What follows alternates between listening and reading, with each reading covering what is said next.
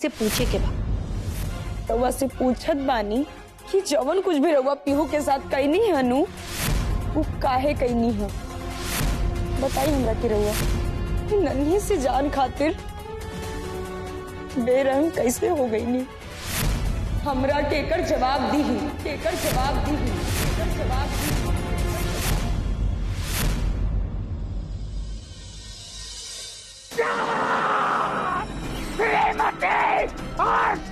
तिवारी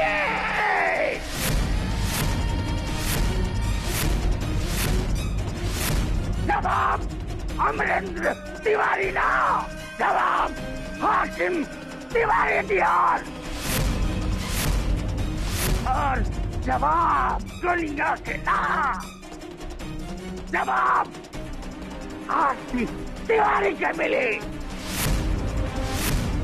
दुनिया तो एक घर के बहु बारी ना, ये घर के मान सम्मान प्रतिष्ठा के ख्याल रख ली,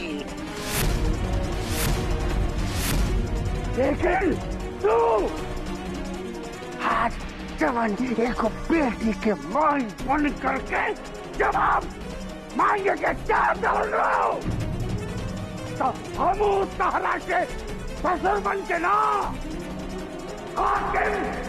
तिवारी बन के जवाब देने के चाहता नहीं। अरे साथ पूछो तो हम अपन अमर के बिहार तारा साथे गैर समझ के कबूल कैले रहनी। अरे जब तुम पेटा भर के रहलू है ना तो हमारा और तहार बाप के बीच ही तय हो गई रहे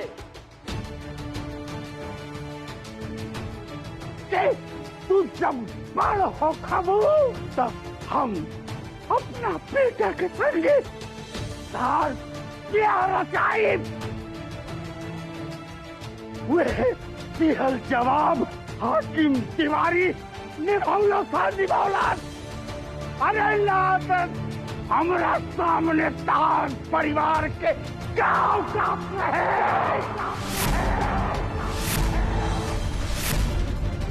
अरे जौना गांव में एगो मोटरसाइकिल ला रहे हैं वो गांव में हम हाथी घोड़ा पालकी गाड़ी सब लेकर के गई तार ब्याह में। जवन तारा तिवारी बड़ी उसास अमर के परीक्षावन के घड़ी भी कहत रहलिया कि ए जी सुनत हली हमरा मन लाइक पतो नहीं थी, ये बियाह कोई तो करके रोक दी, लेकिन ना हाकिम तिवारी ना अपन जवान के कीमत ना आज तक कहू के लगावे देले वाले अन्ना के वो केहू के लगावे दियान। हम तो अपन दोस्त के ये कहले रहनिया कि मान ले ये अमर के बियाह में ये धन दौलत रुपया पैसा ना भी हो, हमार बहू के संस्कार जरूर थे। ये बात पूरा गंगापुर पंचायत के लोग जानत बा, समझत बा, लेकिन आज तू हमरे आंगन में खड़ा हो करके पत्नी धर्म के त्याग करके अपन पति के नाम ले लुआ ना, वो सही साफ हो गई बा। तारा ये परिवार के खातिर न कौनो सम्मान बा ना अपन पति के साथ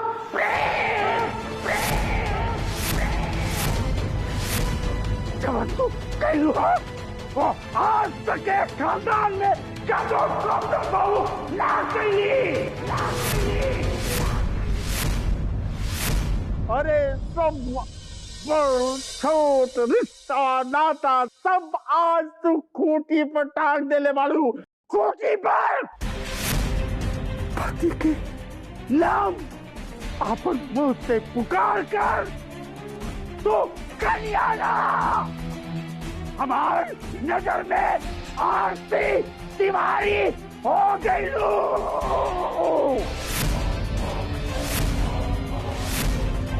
पति से ओकर नाम लेकर के जवाब मांग रहा बड़ू।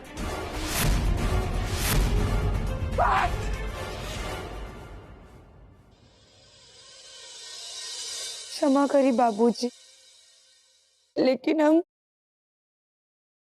ये पूछल चाहत बानी कि जब संध्या दीदी अपन ससुरा छोड़ के मैके आल रहनी हा तो वो तो शेखर जीजा जी के नाम लेके बात करत रहनी हा, तो केहू संध्या दीदी से तो नाराज नहीं क्यों होत रहला? अरे जे इंजा हइये नहीं खे ओकर बात करके का फायदा बा? हम ऐसे संध्या दीदी के नाम लेनी अमरेंद्र तिवारी जी कि वहाँ के जौन कुछ भी अपने ससुरा में कहनी है वहाँ के सिर्फ अपना खातिर कहनी है और सब कुछ छोड़कर एजा आ गई नहीं। लेकिन दीदी तनिक भी कान्हा बबुआ जी खातिर कुछ हो न कहनी। कान्हा अपने पापा के संगे रहल चाहत रहलन, लेकिन दीदी उनकरा के ना रहल देनी। लेकिन हम जो कुछ भी एजा कर रहल बानी नु वो अपना खातिर ना, आपन बेटी पीहू खातिर कर रहल बानी। अगर हमार बेटी के ओकर अपन हिस्सा के प्यार मिलती तो हमहू कुछ न कहती, जवन कुछ भी हम कहनी है। अरे संध्या दीदी से जब ऊंजा ना रहल गईल यही से तो ससुराल छोड़ के चल रही ना। तोहरा जैसन केहू का सर पर खड़ा होके चिल्लात ना रही ना ऊंजा।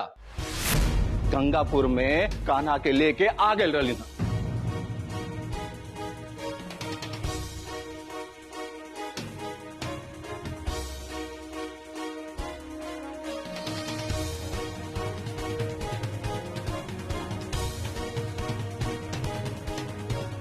अमरेंद्र तिवारी जी, हम रउआ से पूछत बानी कि का हमहू पीहू के लेके?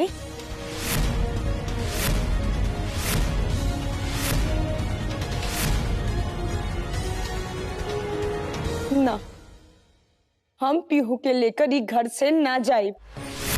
लेकिन हमरा रउआ से एगो सवाल पूछे के बा कि जवन कुछ भी रउआ पीहू के साथ कहनी है नु वो काहे कहनी है? बताइए हमरा के रउआ। का शेखर जीजा जी भी कान्हा बबुआ के साथ ऐसे अत्याचार करत रहनी है? अगर ना तो रउआ इतनी नन्ही से जान खातिर बेरहम कैसे हो गई नी? हमरा के कर जवाब दी, हमरा के कर जवाब दी, हमरा के कर जवाब दी।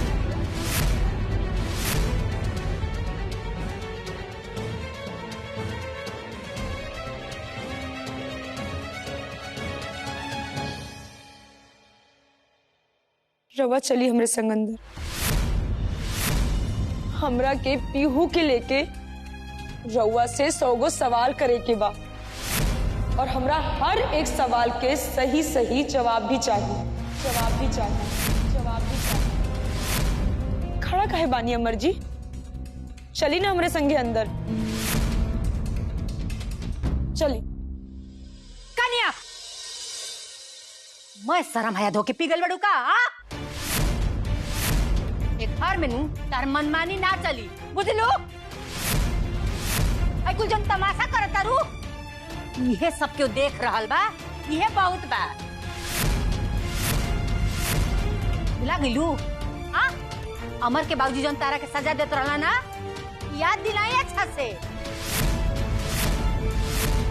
और यहाँ के ऐसे सब बर्दाश्त कर रहल बानी काहे से कि यहाँ के विधाई की लड़े के बा, बुझलू?